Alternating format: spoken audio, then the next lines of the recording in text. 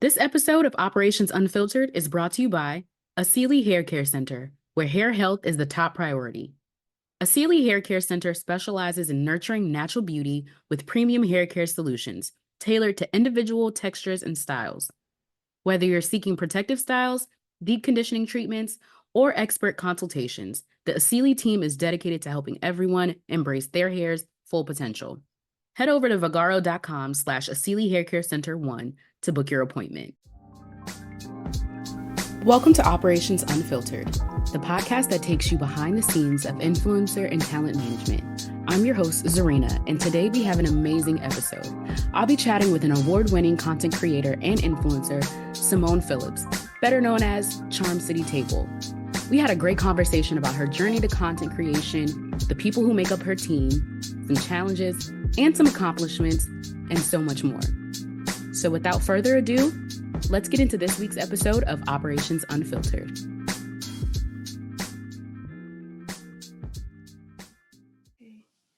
Welcome to Operations Unfiltered, the podcast that takes you behind the scenes of influencer and talent management. I am fangirling today because I'm joined by an award-winning social media influencer and content creator, Simone Phillips, aka Charm City Table. Welcome. Thank you. That was such a nice intro. Thanks for having me. I'm so excited because you have been a crucial part to some of my date nights. You are a contributing factor to why I cannot unbig my back this summer because I cannot stop trying out these restaurants that you recommend. So how did you start this journey? Where did it begin? Take us on a journey. Yeah, so it was really just started as a hobby and as a, personal interest is like most platforms and content creators start out. I love food. I don't cook as much anymore because like my whole life is about visiting restaurants and trying all these different places, but I love to cook and try new recipes.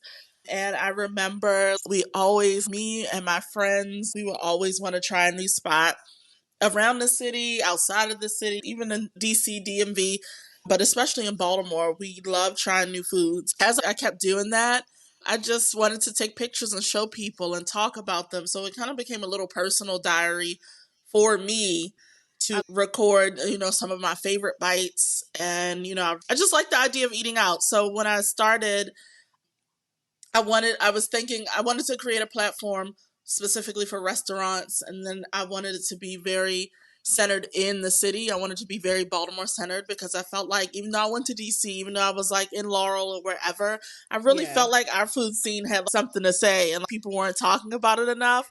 They were always talking about DC, and they were always talking about, places in Northern Virginia. And so when I started, that was the place to go to eat. And I was like, I'm not driving all the way to Northern Virginia. And I think Baltimore has the edge. I kept going, and I was like, fine dining and stuff like that. We were building that up at the time that I started, but I felt like everything else, like price point, range, types of food, types of cuisine, the city had it. So I wanted What to year really did you celebrate start? that. What year did you 2017. start? I started in spring of 2017. Yeah. So it's been my like goodness. 7 years. I think 7 years is the math. But yeah, so that was the thing. And so my whole thing was like pushing the Baltimore food scene, showing some of my favorite bites and celebrating uplifting the city specifically. And now, so, are you born and raised here? Born and raised. Yes, Baltimore native. Yeah. Yes. Yeah, born and What raised. side? What side for all my listeners? What side? I'm from over west. My family's from West Baltimore. I was born and raised. Not raised. I was born in the city. Lived over on Park Heights and like Falstaff area up until elementary school, and then we moved to Woodlawn, Baltimore County. Okay. Listen, let me acting like I know over west, over east. I don't know none of that. I rely heavily on Apple Maps. I am a county girly. I'm born and raised in Houston, Texas. I'm a transplant. So don't get me to lying, acting like I know over west. No, ma'am. You sound like you knew what you was talking about. So I was trying to. I'm trying. Yes. But to your point, you started right when the industry started to shift. And now we're in this crazy space where there's so many people, so many content creators, so many influencers. And there's this age-old debate. Are you a content creator? Are you an Yeah. influencer? What do you consider yourself? Or are I you know. both? Yeah, I think I'm both. I would say I that love I'm both. it. I feel like depending on what circle you're in, I think about this a lot because it's always a discussion. I feel like Yeah. depending on what circle you're in, it feels appropriate to use them. Like I'm over Interchangeably. here, right? I'm over here. Yeah. I'm saying content creator over here. I'm saying influencer, but I think if you have a platform that people are listening to, even if it's smaller, even if it's big, like you are influencing people. So you don't always I feel like people think an influencer is this person who sells themselves and sells their lifestyle and then Mm-hmm. pushes these products on people. But if you're into movies and you're talking about all the movies that come out and giving your personal review, you're influencing people to get into movies and to watch movies. So therefore you're a film influencer. You know what I mean? Absolutely. So And you're you've influenced me to get some Poppy's tacos. You've yes, influenced right. me to get some empanada lady. Right. So That's the I whole thing. definitely, yeah, I consider Yeah. you that for sure, for sure. Yes. So yeah. Yeah. So I think it's a little bit of both. Okay, so here on Operations Unfiltered, we like to get into the nitty gritty of the industry. We like to know who are the people, the processes, the tools, and technology that push influencers forward. I want people to listen to this and be like, I want to be an influencer, or I want to work in the back end of influencing, all of that. I want to give them Yeah. the tea. Yeah. So, what tools do you use when you are creating content? Is that a ring light? Do you use Yeah. just your phone? Give us the tea. Yeah, I use a couple of tools. I have, of course, on my iPhone. I shoot with my iPhone most of my content. For photos, if I'm doing photos, sometimes I have a Canon that I shoot with, like a camera. But that's usually pictures of myself or like group pictures of people. Yeah. But it's mostly like 99% my iPhone. And then I have an LED light that I use. I prefer to shoot with natural light. So that's why I always tell people I like to go to restaurants in their off hours. So go during right when it opens for dinner time or during lunch so I Yeah. can get that natural light from the sun in. But I do bring an LED light in case I'm in a moody restaurant or a restaurant Mhm. that's like dimly lit so you can Yeah. still see the food. What else do I use? I use CapCut to edit. So Okay. once Come I on, shoot all of my technology. content, in CapCut, I put all my clips in there and then edit. I have a simple headphones, like the iPhone headphones that are the core, not the AirPods for my microphone, and that's what I do for my voiceovers. Keeping it simplistic. I I love keep it that. very simple because like my whole thing is, I wanted to, like I said, I love food. I wanted to share my favorites when I started. I wanted to highlight the Baltimore food scene. As I grew, it kind of does turn into like everybody's going to these restaurants, you giving your own take. So I just wanted to come across as very natural and my kind of authentic style. Like I don't want it to be smoke and mirrors because they're talking about food. You're kind of talking about people's money, the decision to spend. So that's kind of my angle Exactly. too, intentionally keep it pretty simple. Yeah, but my phone, my light, CapCut, little headphones to do the microphone. And then for organization, I use a lot of Google Suite stuff. Some Excel when I do the Black owned restaurants. I have a big Excel sheet that I use and, Yeah. calendar, that sort of Are thing. you an automated type of person, or are you good with just basic? Just give me the sheets, the Google Sheets, and I'm good. Yeah, I'm pretty.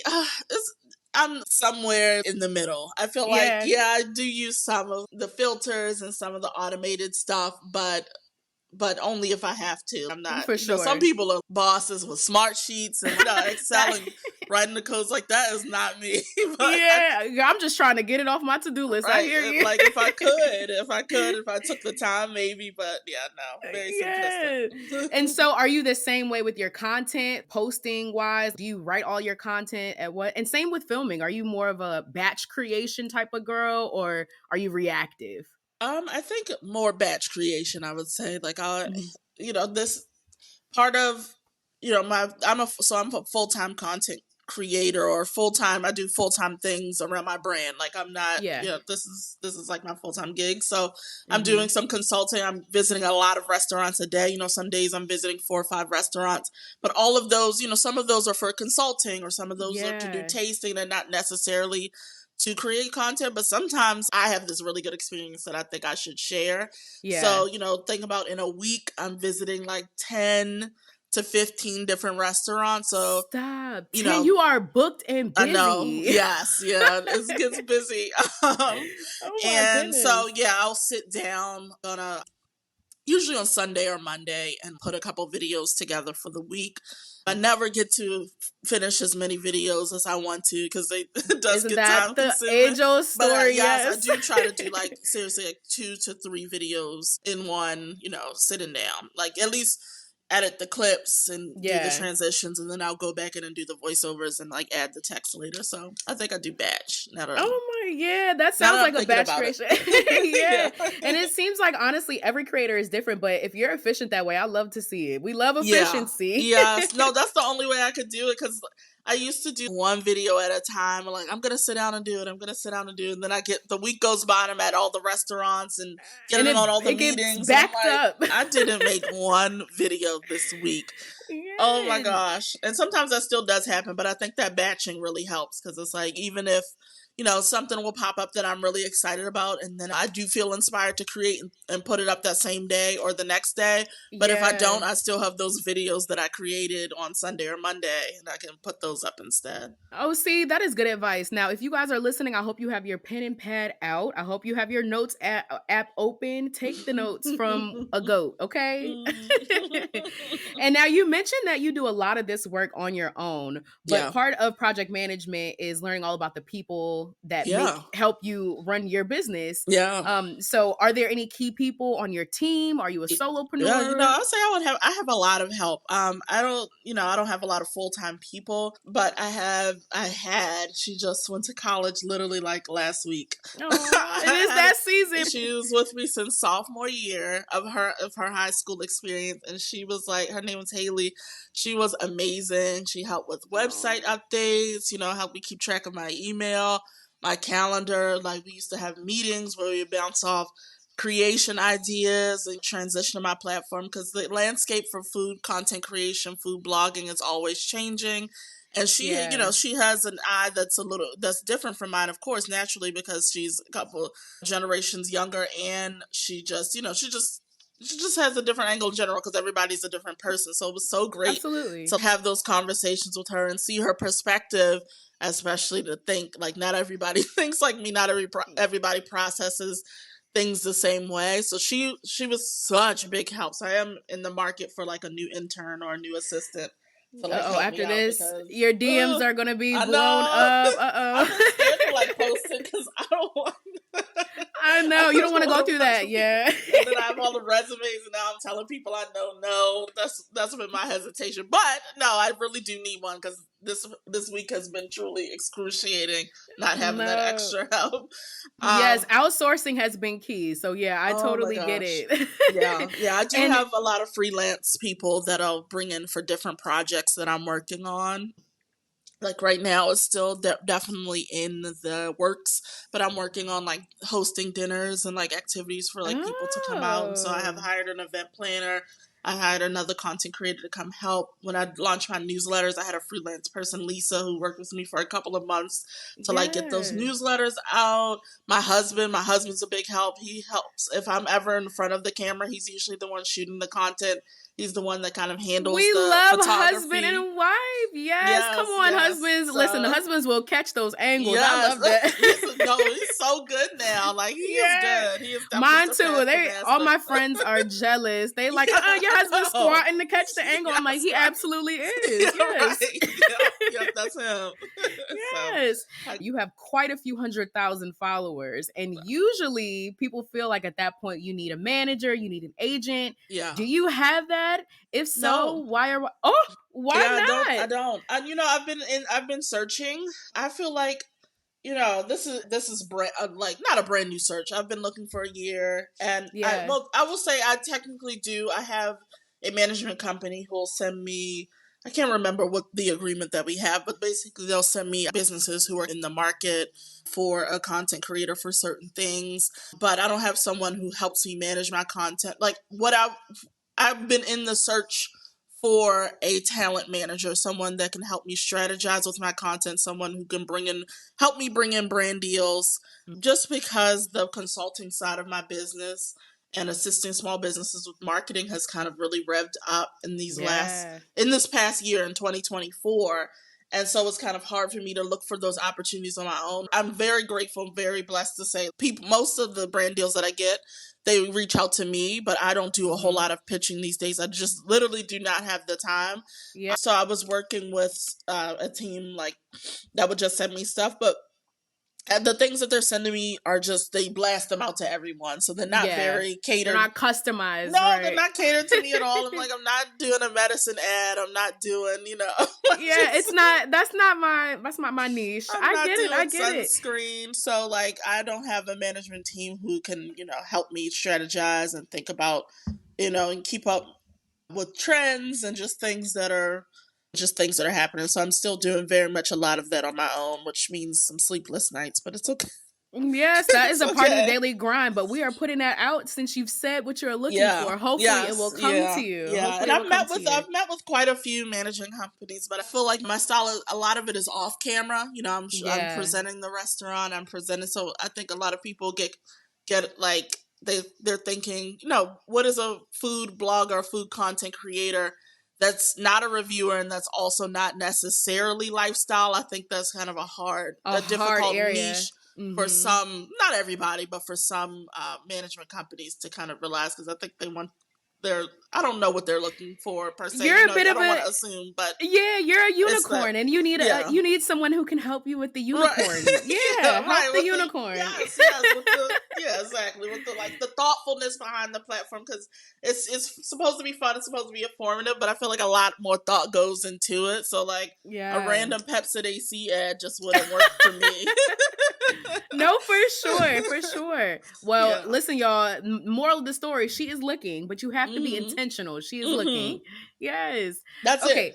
And the little intentionality goes a long way with me. Yeah, for sure. And while you were mentioning what you were looking for in a manager, you were doing a little bit of cloth talk, a little bit of brag talk. You were saying, I'm a consultant and I have all of these things. So let's get into brag on yourself. This is the segment where I need you to run it down. You were recently given an award by Mayor Brandon Scott's office. We need to get into that. Oh my gosh. Your bio says you were on the Drew Barrymore show. You've been on NPR.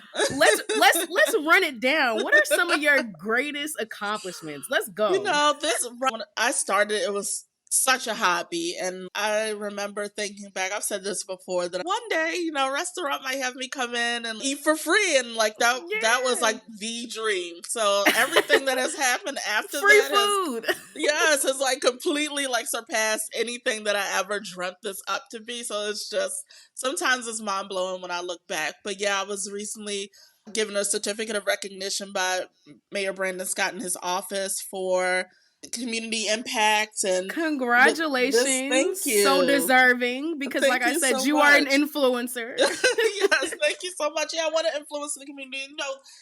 Things with restaurants and things where events, this is economic impact for the city, so it's fun. People get great ideas. People are more connected, which is great, but it also puts money in people's pockets and keeps the city thriving and a place for people to come and they feel comfortable living and eating and celebrating here. So I think that's just a beautiful thing. That's been one of the benefits of having this platform.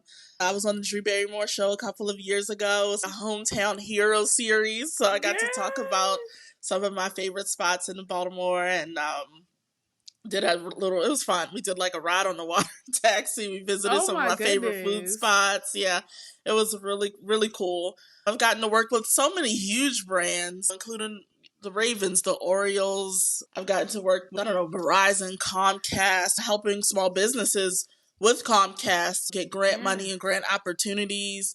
Oh, that is amazing. Yeah. So a lot of small businesses, that's their issue. It's like, it's money. They're self-funding. They're not a big corporation. So, any opportunities to do that with any big companies just feels so good, because that's the whole point. It's the whole point, to make sure everybody feels like they're a part of it and they can like and then they have a seat at the table, and so that's many right. times, That's what yeah, exactly what I'm saying. Yeah. and so many times it's money is the barrier. So that's amazing Money that you're is able the to do barrier. that. You know, people have a good product, a great idea, and it's like, well, if I had just had $10,000, I'd be able to bring this Yeah. idea to life. So being able to Things do as that's simple great. as like startup fees are crazy. So Mm-hmm. you are doing the work. I love to Yeah. see it. And you mentioned all these wonderful collaborations. You've been on Drew Barrymore show, which is amazing. Yeah, that was cool. Are there any dream collaborations that you have? Any brands you want to work with that you haven't yet?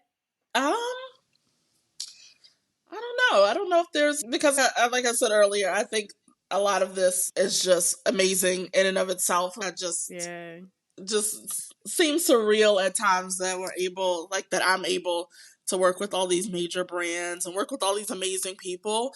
But I think, you know, as my platform continues to grow, I just want to make sure it stays Baltimore centric. So any opportunities to work with Baltimore organizations in a really impactful way and connect with people in a really impactful way that people can actually see and feel, those are sort of my dream collaborations. So I can't say that I have a brand, but I also, you know, I always want the impact to be bigger and better. So any collaborations that kind of fit that mold always feels good to me. I love that. Feel-good collaborations are always the ones feel-good that... collaborations. Yeah, they're always the ones that yield the best, that have the best engagement, because it's authentic. Yeah. Exactly. It's authentic. And I want it to be felt. I never wanted to feel like it is just another food blog. Of course, you can't, not everyone's going to see that way, but for me, you know, I have to feel like it's something special. It's something that connects with people in a very authentic way. So that's what I'm always looking for. No, for sure. And I feel like from here on out, this year, the past couple of years, authenticity has been reigning supreme. So, and people can tell when you're being fake. So right, exactly. We love to see that. Yeah. And what advice would you give to someone who is interested in content creation as a career? I know it's not all glitz and glamour. It's not. No. So what would you tell someone? And you started this as a hobby. So I would say, my advice is always to just really get started. What do you like? How do you want to deliver it? And figure that out. Just start posting, and don't get too caught up in just trying to go viral. I feel like that happens a lot. Yeah. You know, in this viral sort of attention economy, people are just obsessed with getting likes and shares, and they haven't really developed their style. And sometimes I feel like when you're quick to go viral, your style starts leaning into what you think is going to get clicks and likes, and and not necessarily what you think is going, like what makes you happy or what makes you feel a little fulfilled. So I would say my advice would be to create the content, post it, look at your style, see what you like, see what you don't like, and figure out what you want to do. And also, for the type of content creation that I do, a lot of the behind the scenes stuff like networking and relationship building is 1,000% necessary. I don't ever want people to speak on it. No shade. Speak on it. I don't want anybody to ever think that it's like you alone in your room or you at a restaurant with one of your buddies and that's all that it takes. You know, if you want these local collaborations and you want to be a part of a network, you have to network and you have to build relationships in order to get those opportunities, because nobody's gonna know you. Nobody knows a person, and they want to know that the people that they're working with are sane. First of all, they want to know. Exactly. Not going to embarrass the brand that they work for.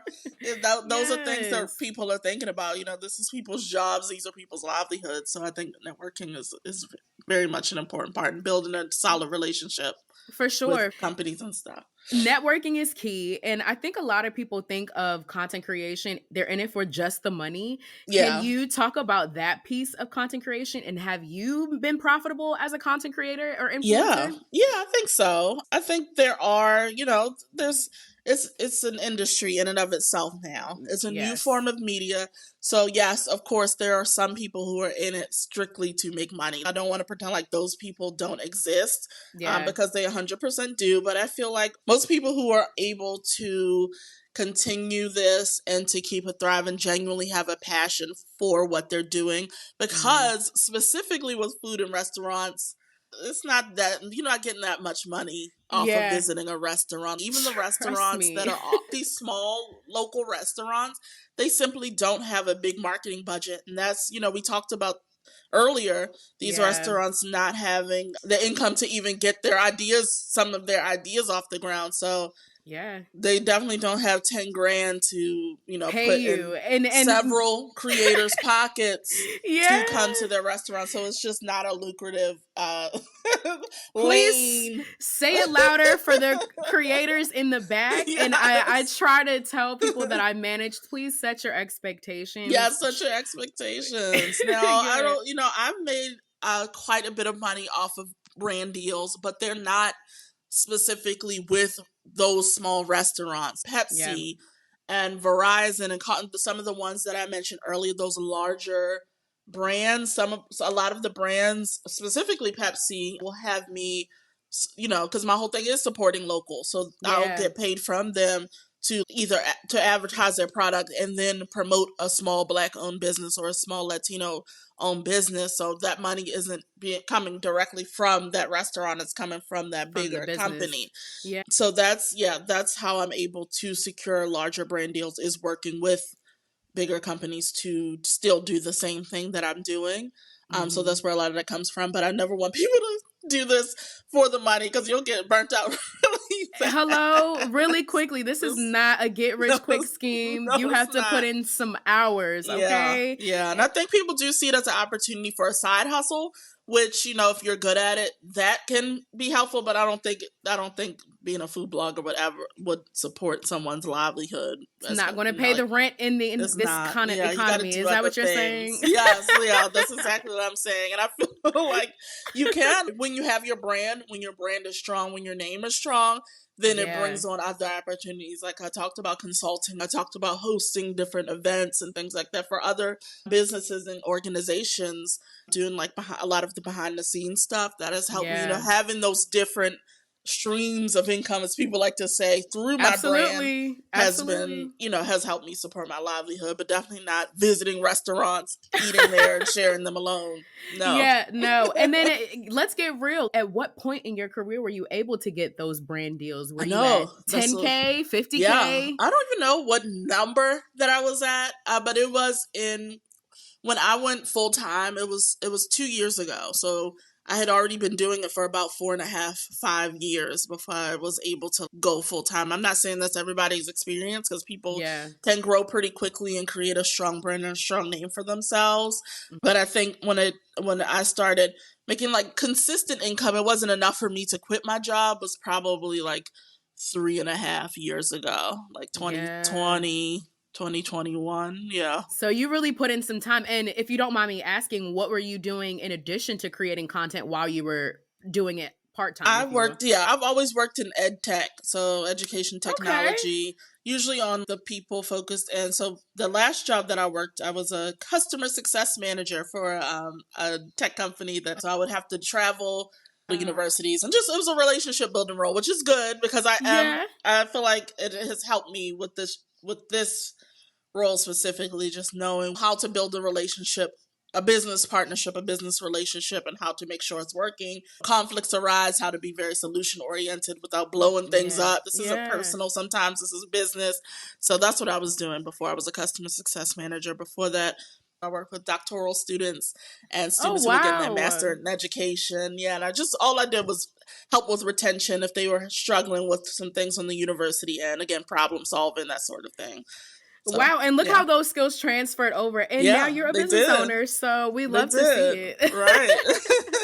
I love that for you. And so these are some burning questions that I have as someone who is a consumer of the content that you put out. I love it. So when you go to a restaurant and you taste the food and it's nasty, do you continue with the review? How does that work? No, I think now it's become a little easier because people know my brand. And I swear, some people online, because it's to uplift the city, so people think that it's just everything's so nice. And I'm just like, oh my God, I love it. But I will tell the restaurant, I will tell the chefs are very sensitive. So I am kind about my critique, but I will tell them, even if I know that I've known them for years. Yeah, like because they are artists and they are they're very artists, they're sensitive. creative, and they're super sensitive. And it's funny to be like, well, I thought this needed a little bit more spice. Well, yeah, it's not supposed to have spice. Like, they would definitely like clap back a little bit. Awkward. But yeah, these are just real conversations that I feel like I have to have for myself to remain authentic, or to even have their respect, because it's like, it's not just about it coming off to the people as positive, or, try for yourself. Like, I really wanted to feel like something that I enjoyed, and I really want the chefs and the restaurant to feel like this is a product that they could sell to people and that people would enjoy. So if that's not being delivered, I think they should know. I'm gonna tell you. That's all I can offer at this point. That's literally the point of doing what I do, to be able to share that feedback. So no, I'm a big feedback person. If it's great, I'll sing your praises. If I think it's missing something, if I think it needs something, like, I will 100% say that. Yeah.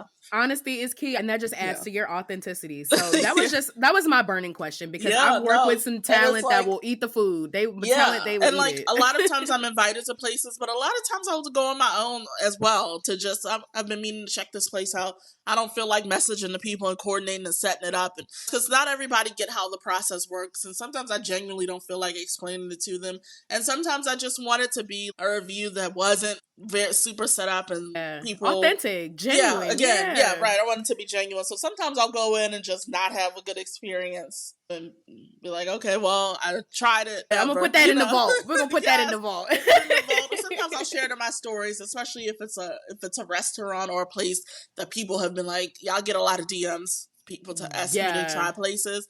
I'll be like, oh, I finally tried this place, and I didn't like it. I thought it was missing this and that. So have you experienced the Keith Lee effect, where you've said a not so good review and the restaurant has been like, no, or the positive side effect of that? The only one I can think of, the positive side, it happens quite a bit. Some people will even joke, I'll have a restaurant, like post a restaurant that performs really well, and they'll sell out of stuff, and they'll be like, oh my gosh, you have the Keith Lee effect. And they'll be like, it's the Charm City table effect. Like, restaurants will definitely joke like that with me quite a bit. But the only one I can think of that I've said something and it hasn't been flattering, well, it's been 2 times. Black Swan, and it was more so a critique of the service and the experience. It was a chef specifically. I can't remember what restaurant he's at, but I critiqued that chef's specific style, and he was super mad, offended. Awkward. And I wasn't saying that he was a bad chef. I was saying that he has a very niche style, a very specific style, and I think most people would like it if he was able to market it better.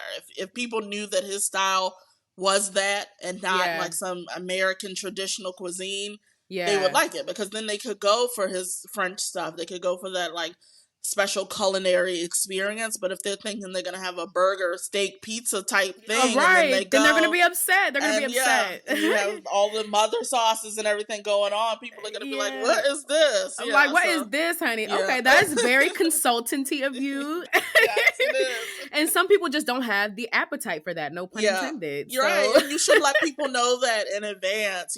People have to remember, and I'll keep this in the back of my head. People are spending their real money. We're getting these free experiences. The chef is, of course, getting, to create and do his thing. But everybody isn't going to like everything. And I'm well aware of that. That's definitely a possibility. No matter how much people praise a restaurant, I feel like that's how people use the term overrated. I feel like that's how that becomes a thing. 1,000 people like the restaurant, but you 5 over here, that may not be your cup of tea. And that's fine. That's a little bit different from somebody serving up a terrible product or not being able to market to their right audience, all the people coming in expecting one thing and seeing and experiencing another. So you kind of have to find that sweet spot. More consultant stuff. You gotta have to find that sweet spot where people understand what's going on, and the majority of people are enjoying what's going on. So. No, for sure. You are giving some gems today. That's why I told people at the top of the episode, get your notes ready, get your apps out, get ready. I hope so. Yes. And so what's next for Charm City Table? What's next for Simone? You mentioned consulting. What's on the horizon? Yeah, I think my thing is always just strengthening my brand, like I said earlier, and just trying to scale the impacts of what Charm City Table does for people in the community and small businesses and local restaurants. And like, what does that mean? It means a couple things, but everything's kind of still in the works. Like I said, I'm moving into like dinner hostings, which I think will be fun. Like I do that for like special events. Like I did one with Hopkins where I was like facilitating a conversation about like civic engagement and things like that. But I want my own things to be like fun. And I think visit Baltimore. Visit Baltimore. Where you at? I think that's what I want. I want it to be more my own thing where I'm hosting these dinners and hosting these events and getting people into the culinary scene. And of course, I want it to be a bit equitable. So having people who may not be able to afford that experience but are foodies and want to enjoy the experience to enjoy it.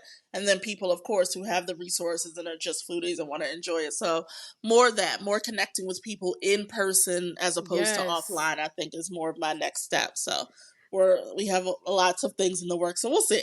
I love it. So downtown partnership, Bopa, hit her up, please. And then if you guys aren't following her, which I don't know how you're not, where can people follow you? What is your website? How can we keep up with all things Charm City Table? Yes. So my main thing is Instagram. I'm on Instagram and TikTok. You can follow me at Charm City Table on Instagram, Twitter, Threads. Well, I guess X and Threads. And then TikTok, I'm Baltimore food blogger. And my website is charmcitytable.com. And there you can see my bio and the restaurants who I collaborate with and all the fun stuff. Podcasts like this will be on there eventually. Yes, all of my media opportunities and things like that. So yeah. charmcitytable.com. Well, you guys heard it here. We learned so much from you. Thank you so much for coming. Like I said, I'm completely fangirling. You are responsible for some killer date nights. So thank you so much. Thank you. And I hope everybody learned something. Thank you so much for joining Operations Unfiltered, everybody.